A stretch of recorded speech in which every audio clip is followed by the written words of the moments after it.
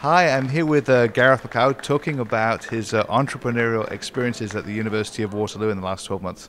So Gareth, I guess you were very involved with Velocity and an interesting project came out of that. So could you just tell us a little about that? Absolutely. So my project was QuickSight, which was never supposed to be a big deal. It was just a bunch of friends and I got together and decided to be really creative for a week, and QuickSight was one of the projects that came out of that.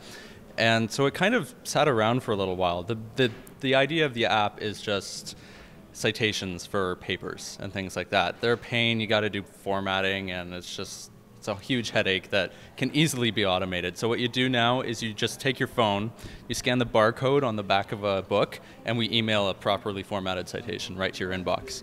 It saves hours. So it sounds like you've been through that process yourself. Oh yeah, a few times, and even less than most students, I would say. But so we made QuickSight, and it just hung around for a few months until this one small blog called Hack College picked it up. And we were like, oh, that's cool. Got picked up by a blog. Then it spread to another blog, a larger blog called the Chronicle of Higher Education. And from there, it just forked outwards into the entire internet. When we hit, we were doing interviews with ABC News and Lifehacker and Gizmodo. And it was just, for a week of my life, it was just like, oh, what huge blog are we on today? It was a really interesting, it was really fascinating to be on the inside of virality for one time, to actually see that it really does happen. So that was the story of QuickSight.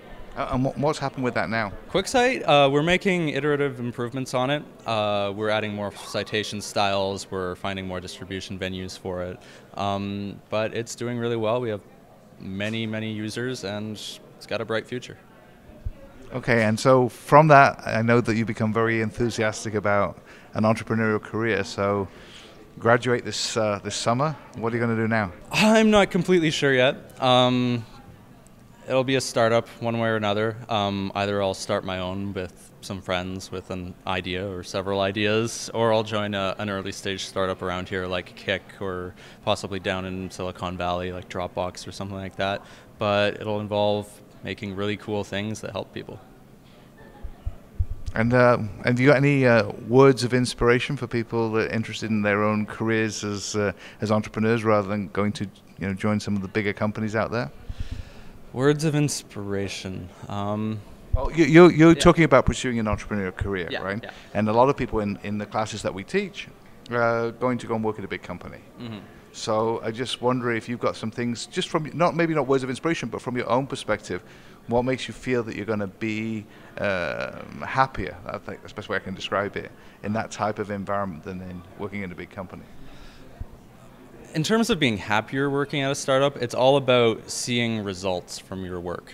You can go and work at Microsoft or even a cooler company like Google, but you'll be one among tens of thousands of engineers, and the value that you add on top of that company is difficult to see day to day in their day-to-day operation.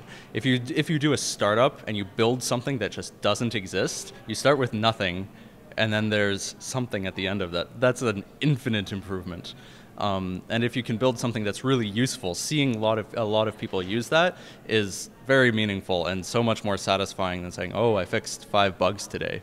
It's more satisfying on a very psychological level.